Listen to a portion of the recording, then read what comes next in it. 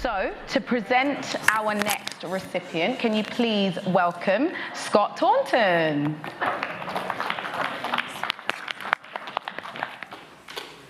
Thank you, Nadia. For those of you who don't know, it's an amazing honour to be given a fellowship at the Academy. If you haven't had the opportunity, what I'd recommend is at some stage, have a look on the Academy's website at those who are in that list.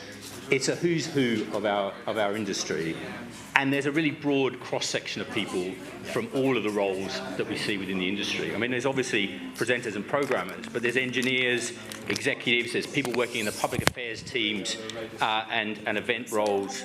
There are people from local and national radio, from the BBC, from Global, from Bauer, and indeed from news broadcasting. There's independent and community radio.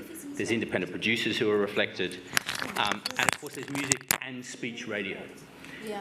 It's a great reflection, I think, of the breadth of the output that we produce and that obviously our audiences love.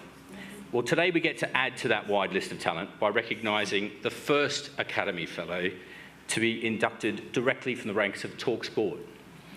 The individual has worked in our industry for the past 25 years.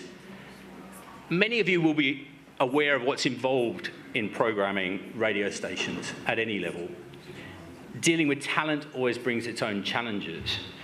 But when much of that talent has previously only known life as a Premier League footballer, as an international cricketer or a title-winning boxer, the challenges only get harder.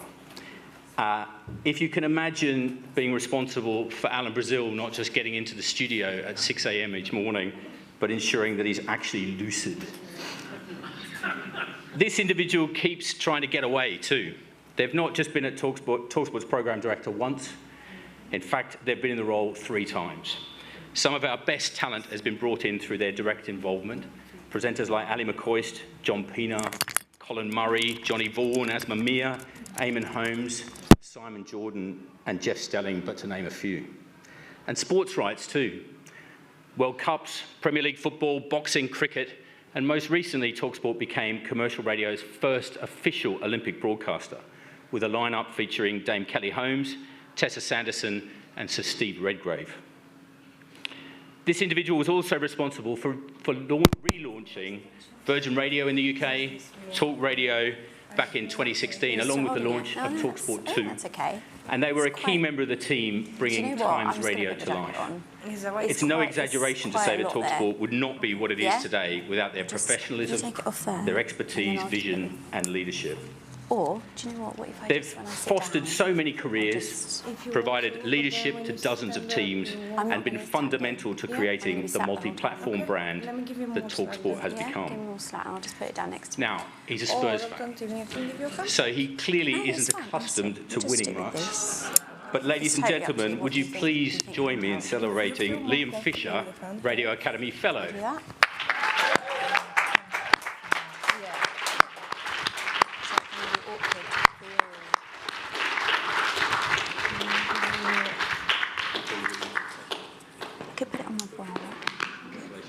Say a few words. Well, thank you. I thought I was going for a couple of pints with Denny, which this is far better than that, by the way, can I just say. This is a tremendous honour. Scott, thank you for those really kind words. It's been a fantastic adventure at News and Wireless Group before that, and even before that as well. And I've really enjoyed every single minute, even having to try and police Alan Brazil, as Scott says as well. The job is utterly fantastic. It's a great honour to be part of this fantastic fellowship, as Scott says, thanks to Aradna and Helen and the rest of the Academy as well. I feel slightly bad that I haven't been here all day as well now, so maybe they'll take it away from me. But it's a true honour. I love radio. I always have loved radio. I grew up listening to Radio 4.